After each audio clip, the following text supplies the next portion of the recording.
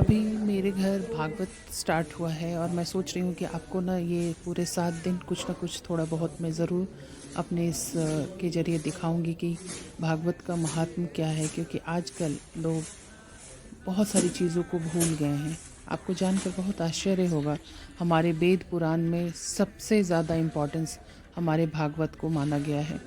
कहते हैं कि पूर्वजों को जो है ना, इससे सुनने के बाद मोक्ष मिलता है। हमारे शरीर भी जब कुछ भागवत के कुछ चंद पंक्तियां भी सुन ले तो हमें मोक्ष की प्राप्ति होती है। तो इसमें पहला दिन देखिए, ये जो है ना, इसमें हम घड़ा लेकर के जो है उसमें जल लेकर के जहाँ पर कथा वाचा जाता है, जहाँ व्यास जी बैठते हैं, वहाँ पर हम सबसे पहले घर में पानी भरकर किसी पवित्र स्थान से जल लेकर के और उसको आराम से ढोल वगैरह बजाते हुए झूमते गाते बहुत सारे लोग मिलकर के उसको लेकर के जाते हैं।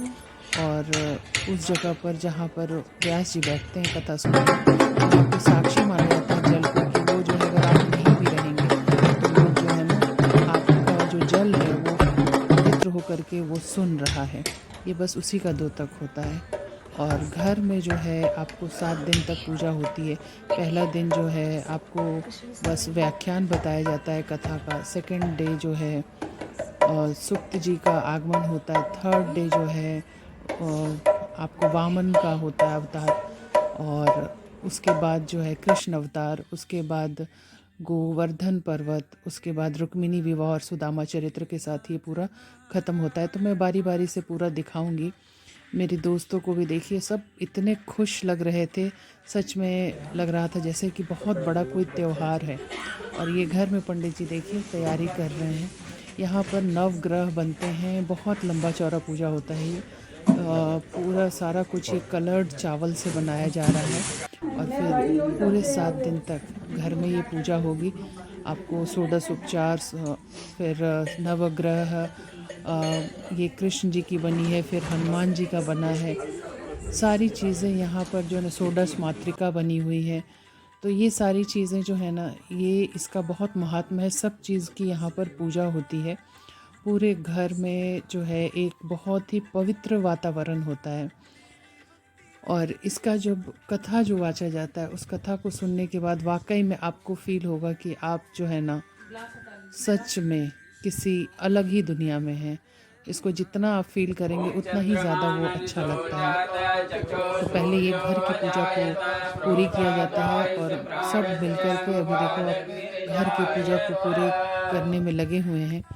और जब यहाँ की पूजा ख़त्म हो जाएगी तो फिर हम जो है व्यास जी से, कथावाचक जो हैं हमारे अनिल जी, उनसे जो है कथावाचक हमारे हैं व्यास जी, अनिल शर्मा, वो मथुरा से हैं। उनकी जो है हम पूरी कथा सुनेंगे।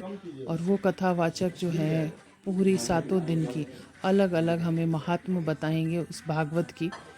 और कहते हैं कि भागवत अगर आप सुन लो तो आपका जो ये शरीर है वो बहुत पवित्र हो जाता है।